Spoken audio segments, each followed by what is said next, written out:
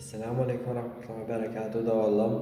Bugün adamların bayramçılıkları, dağlanmaları, toylary bellemesi, bayramçılık etip bellemesi, toy etip bellemesi hakkında görüşeceğiz. Bayramçılık etmeli. Peygamberimiz Muhammed sallallahu aleyhi ve sellem günahsız bolmadık, yani şu bir günü günahsız geçirip bilsen, şoğun bayramlar dip bellak geçipler.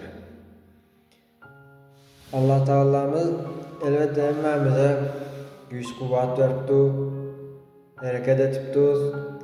Şoň uğruna şuunumuzy diňe şoň uğruna verip, şoň ýoluna verip, Allah Teala'nın razylygy üçin hareket etip geçsek, şuun bir näçe sowap kazansak, biz şuunumuzy bayram edip bellep bilýäs.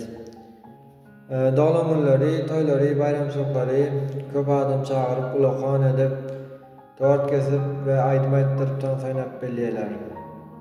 Şonu etmem, şo musulmançylyga, dinimize dogry gelmeýär.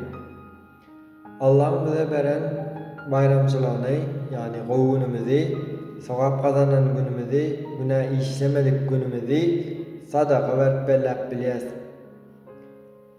Elbette tort kesmek, iýip içmek diýmek.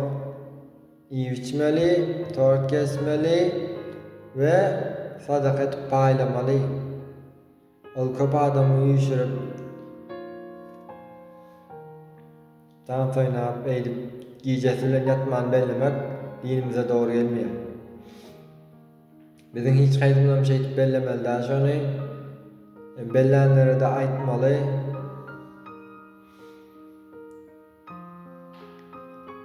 Esasy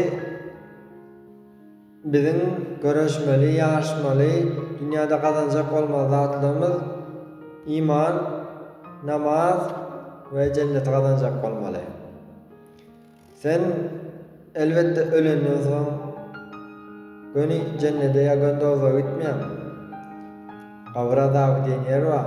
Şo taýda näçe miň ýyllap belkide ýatmak bolarsyň. Näçe miň ýyllap belkide gabr azabyny çekmeli bolarsyň. Näçe 70 ýylda eden işleriň üçin. 70 ýylda eden işleriň üçin ýa-da etmedik işleriň üçin sen 700 ýyllap ýa 7000 ýyllap ejer çekmeli taýynmy? İsrafil melegi surny üfleyinçe, mahşer meydanına barınca bize gavrda yatacağız. Gavr yaman yerden, elbette salih amallar edip Allah yoluna şehit düşenler için otay cennettir. Yani Allah Teala inanmani, iman getirmani ve imansız ölüp giden adamlar için otay dozak ýalak, dozaktır.